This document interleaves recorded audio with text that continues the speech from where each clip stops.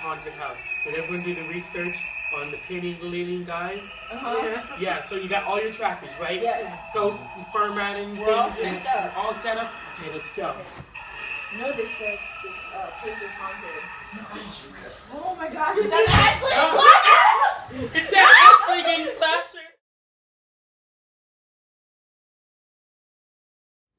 The origins of ghost hunting dates back to about 180 with Pliny the Younger, who was a lawyer, an author, and magistrate to ancient Rome. And with that, the first ghost club was founded in London in 1862. In the 1880s, there was a group called the Society of Physical Research that was dedicated to using scientific method in ghost investigations.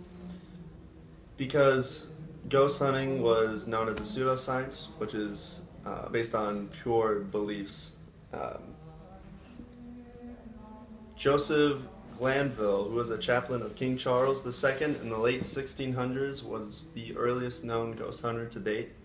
And first instance with evidence was called the Drummer of Tedsworth, and this was a project that was done on a supposedly haunted house, and it was of this ghost that was known as the Drummer of Tedsworth, and it was a little boy that haunted the family.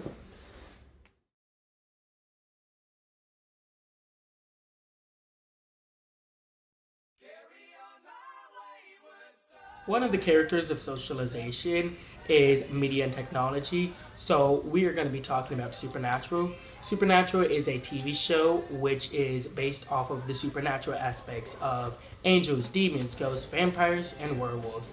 Angels are completely different from what you would think, as you would think from the Bible standpoint. In the show, they're more like very mean and a douchebag. They don't care about humans' emotions. They rather just like kill someone off, and as long as like it goes according to plan and they get an end result. And the demons are more of the nicer people in the show. They love to play with humans. They love to talk to them. They love to get in their feelings. They are the funner side of the show. Ghosts are, you know, your typical ghosts. They die. So ghosts are people that die, obviously, and they have a part where they haven't moved on, so they come back in as a ghost. And a cool thing the show does is they always use salt as a kind of weapon to combat ghosts. Salt in the show is the purest form and purest element on the world, so it is always used to seal in demons, not kill ghosts, but it's used to combat ghosts.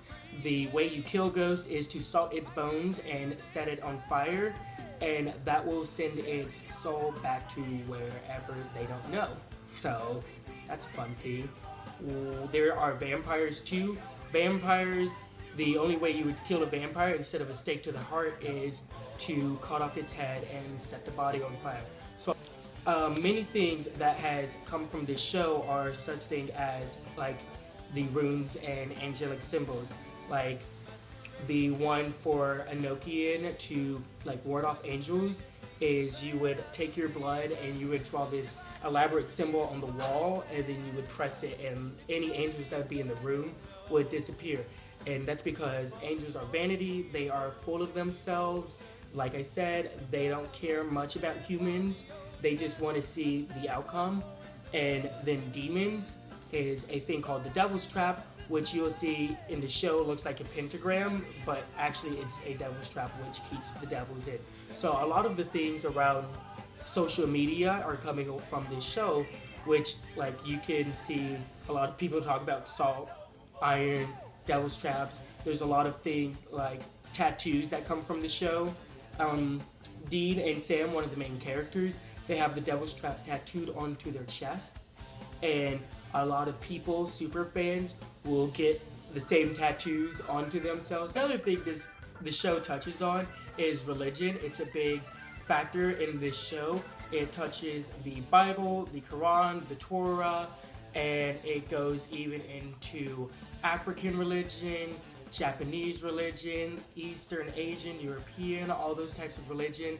They have different demons, different deities, many different religions, and for each religion there is like a deity that someone worships. Okay, so I'm going to be talking about some of the religions that are more popular, kind of like voodoo. Another is Obeah, and then Santeria. So Obeah is African based, of course. It was brought over by the Yoruba, the Ashanti, and the Akan people of Africa when they were sold into the slave trade. So in religions like Obeah, Santeria, and voodoo, especially in the Caribbean aspects of the culture, incense, now if you would raise your hand and show it, is a major thing that's burned in the household. Different scents and different oils and herbs that are used in the incense stick itself can either attract certain vibes and might deflect, like, demons or ghosts, or in Jamaican culture we actually call them duckies. So right now my lovely person here, John, is burning incense, and if you can see the smoke, your house would basically just smell like different things. We have ones that attract money, so they're green, and I don't even know the sense of it, but it attracts money. There's ones that deflect ghosts. There's ones to like draw positive energy to you and stuff like that. Okay, so one of the religions that's very popular in the paranormal world is Obeah. So it's African based. It was brought over by the Akan, the Yoruba, and the Ashanti people of West Africa. And it has like roots in Africa itself, including Egypt, but there's also Hebrew aspects and European aspects, and it just spans and takes bits and pieces from each of those religions. So Obeah is mainly practiced in the Caribbean, and the most popular country in the Caribbean to practice Obeah is Jamaica, and a lot of the language used in the rituals is actually Jamaican patois. So it's our own mix of English and other like slang from like Africans, Jewish people, because Jamaica is a multicultural melting pot. So an Obeah practitioner believes that their gifts are a gift. Wow, their gifts are a gift from God, and that it is their destiny to use them to help people. Now, in my family personally, we think Obeah practitioners can be helpful. Like my step grandmother is an Obeah practitioner. So an Obeah practitioner believes that their gifts originate from God and it's a part of their destiny. So they have a deep connection with the spirit world, and they're able to see spirits on a daily basis. Like I have an Obeah practitioner, as I said before, in my family. She'll see ghosts walking up the steps, strolling through the house, and she can tell you the background because she can converse with them. Also, they in like rituals, they can use objects and hear from spirits that may have been watching something that happened. Like if someone stole from you and there might have been a spiritual connection in the room, they'll be able to tell you exactly who took what item and stuff like that. They can prescribe different herbs and types of incense, as I said before, to burn in order to attract certain things or cleanse or, bring certain things to light. Also, when these things happen, since they're conversing with the spirits in such a way, they can even be consumed by them, and that's something you don't want because then the spirit has full control and it's hard to get them out of the person's body. Okay, another one is Santeria, which is also Afro-Caribbean based, but that's mainly in Spanish-speaking countries such as Cuba, Puerto Rico, or Dominican Republic. That was also bought over by the Yoruba slaves, but it has a mix of Catholicism in it. So there's a lot of Christian beliefs as well. They believe in a connection between humans and the Orishas, and they believe that Orishas are powerful spirits. They're godlike, but not quite gods, because Orishas actually depend on the sacrifices that the Santeria practitioners make in order to survive. So even they can die. So they think that Orishas are actually guides to help guide them throughout the world. And just like Obeah, just like in Obeah and Santeria, Orishas, which are the godlike spirits, can also converse, of course, with the practitioners, and they can also control or show the way to a certain question or to tell what your path in life might be, things along that line.